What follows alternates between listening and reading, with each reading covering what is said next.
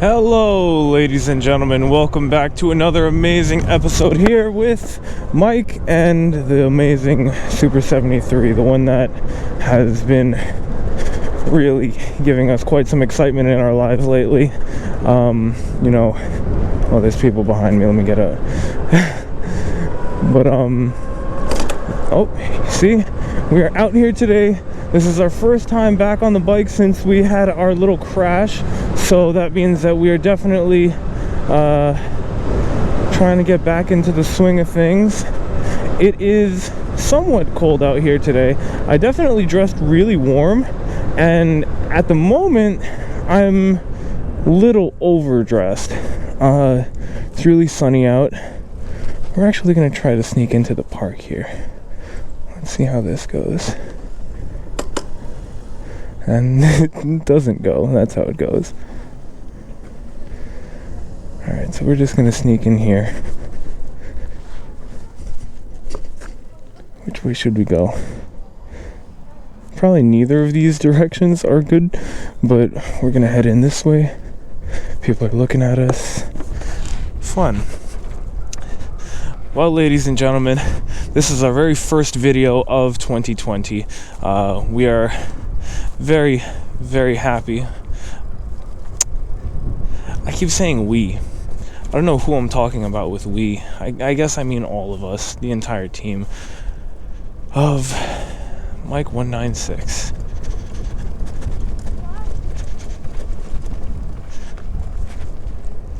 So I hope you guys had a good New Year's, and I hope that you're all ready for 2020 Part 2, because definitely we are not going to be seeing any change in the chaos that is going on around us. Lots of people out today.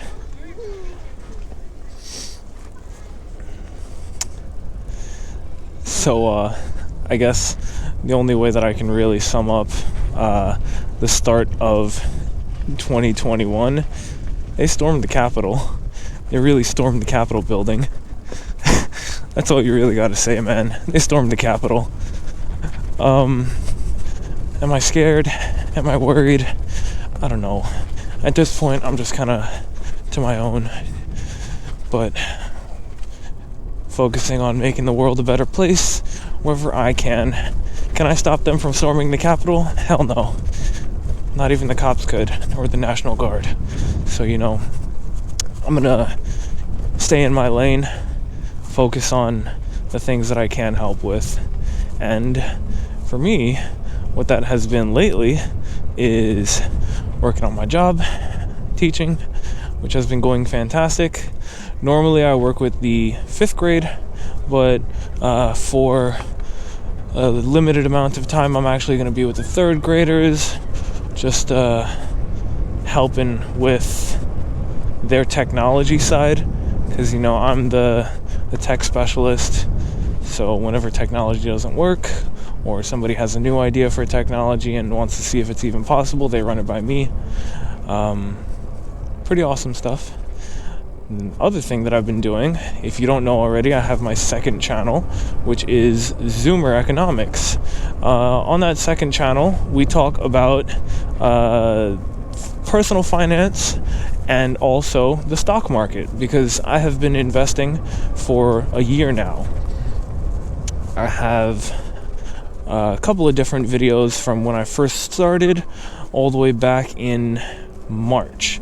March is when I posted my first video, and I started actually using Robinhood in early November.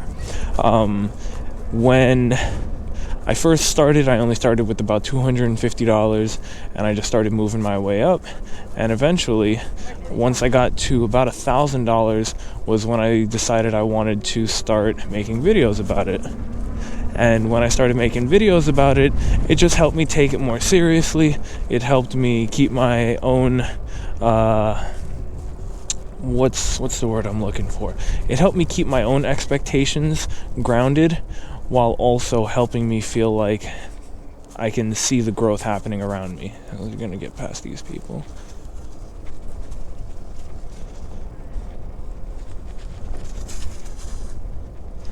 Okay. Let's just pull over here. So, like I was saying, stock market. The main reason the stock market has been something that I wanted to focus on lately was because I wanted to grow my money. I was, like I had mentioned in a couple of other videos, I had just moved into my apartment, and when I went in, I had nothing. I was really, really broke, and I wanted to change that.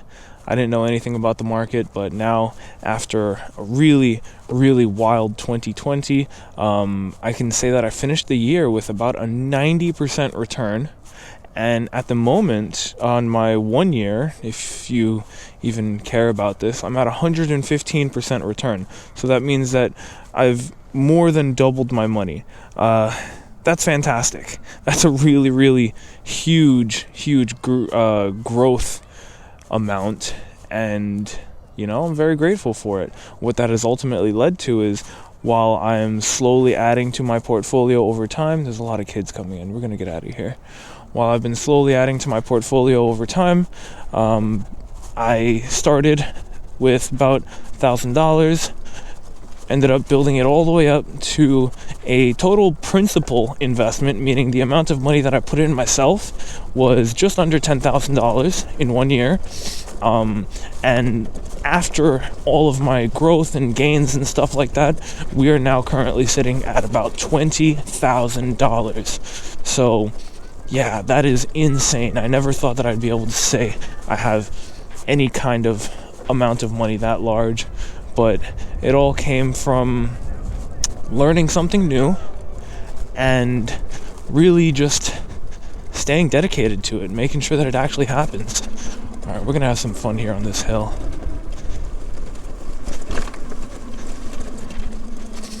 Oh shit, no. This looks kind of dangerous. I don't want to slip downward. I'm gonna just go back. Whee! That was fun. I don't know if it looks as steep as it actually is on the video. Oh god. So you see that? That's the sound that it's making.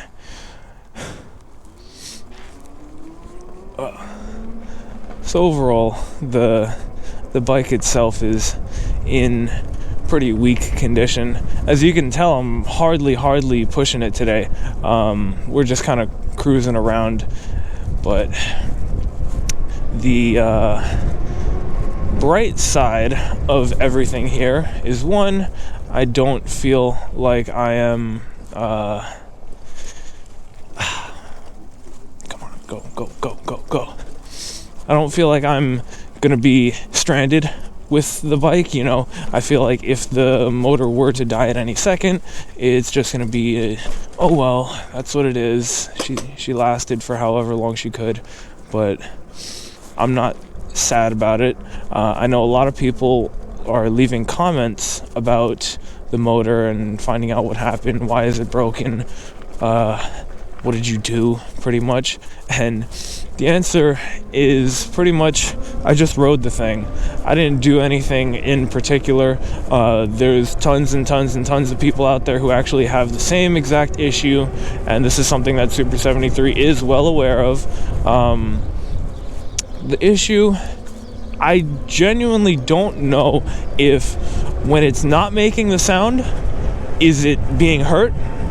I know when it is making the sound, it would make sense that it's being hurt, because according to Super73 and the very smart people of the internet, what's happening is the gear that's making the motor actually engage. So when you press the throttle and tell it to actually go, what's happening is the gear that's supposed to engage, move the motor, is just slipping, and it's not actually able to work. So that is bad, and it's most likely quite painful for the motor. So doggy. Hi, doggy. I'm gonna put on my gloves and also zip up because it's starting to get cold. So ultimately, there's not much I can do about the motor. There's not much I can tell you guys about how to not be in the same situation, because it is ultimately just a act of God, it seems like. You just either get smitten or not. Either you ride your bike for 2,000 miles and you're perfectly fine, or you're like me and you get about 100 miles. No, how far did we get to go?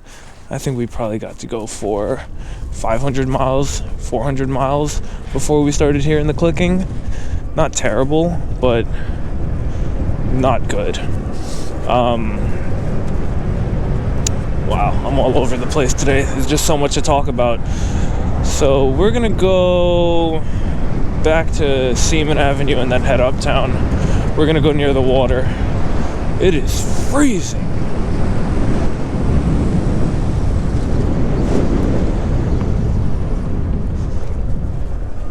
Oh wow, that's bright. Alright, so we got double visors down. Yeah. So 2021. Are we excited for 2021? Hell yeah. Because it's just another year that we can be making money and growing and being a better person and trying to change the world, you know? Big people talk. How do I plan on spending 2021? I plan on continuing to do the things that I've built for myself, the opportunities that I've grown, which are my current teaching job, this channel, and my second channel. I plan on continuing to grow those on some kind of consistent basis. What that means for my second channel is to also continue investing in my stock portfolio and helping other people get into their own stock portfolios, which is a really fun thing. I enjoy it. I enjoy talking to other people about their portfolios. I enjoy hearing other people's opinions on certain stock picks. And, you know, that's something that I've just kind of built in the last year. And it's kind of out of nowhere. I wasn't known for this by any metric. I wasn't known for being a smart money guy. I definitely was someone who was working the most out of all my friends, so I was ultimately earning more, but it's not like I was this guru. I'm not saying I'm a guru now, but now it seems like between my bike dying, so between my portfolio performance and my actual YouTube channel, people in my life are now seeing me as someone who at least has an idea of what he's doing, which is great. People see my input as valuable, and it feels good. It definitely feels good to feel like people listen to you. Another thing that has come for me in the last year is this whole Super73 and electric vehicle fun.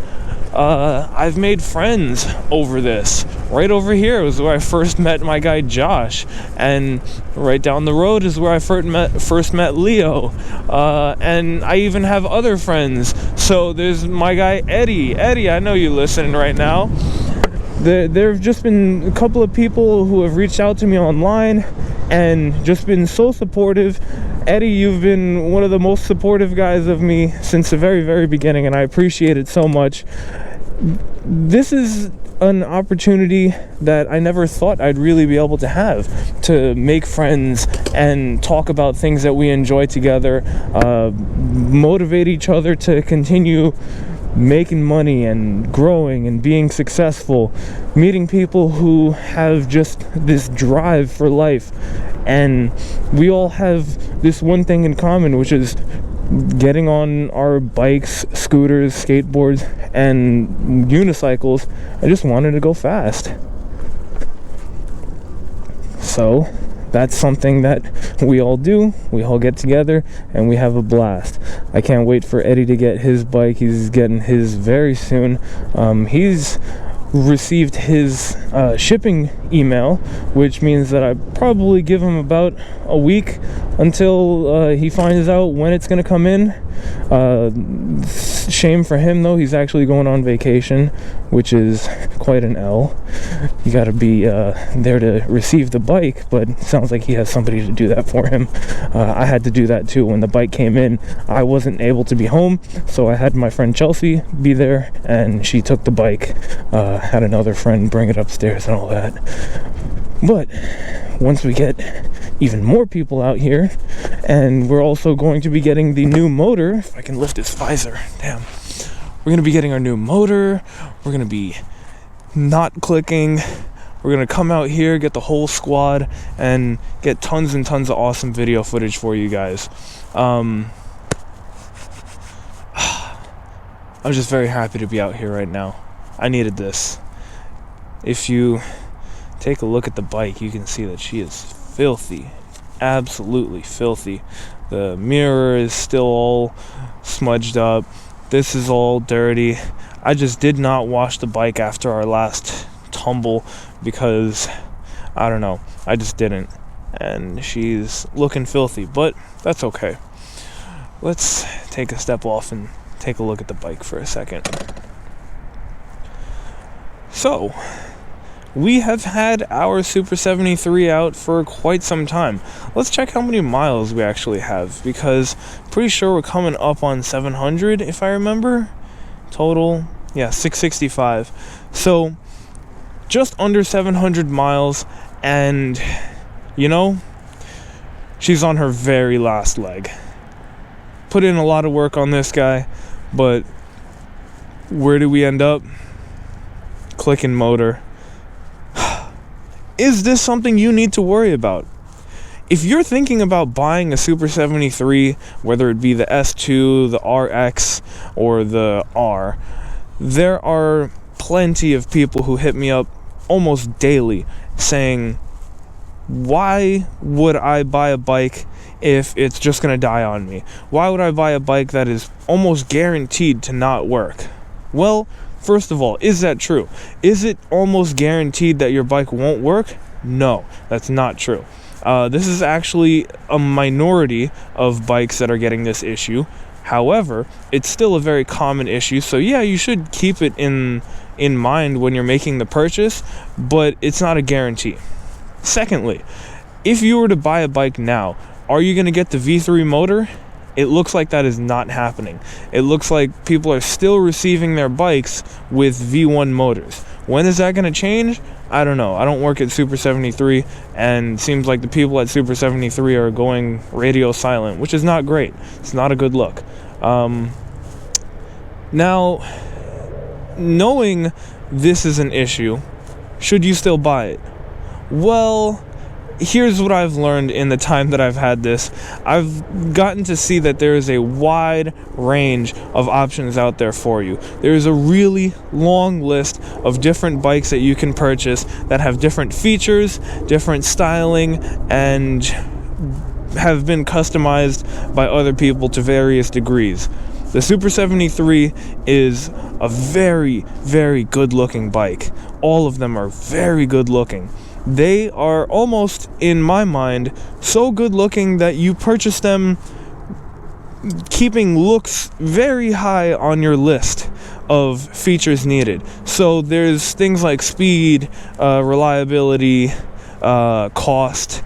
Those are important, obviously, but if looks are really high on your list, I think Super 73 takes the cake with it. I think Super 73 is the most beautiful bike, specifically the RX. I mean, look at this thing, man.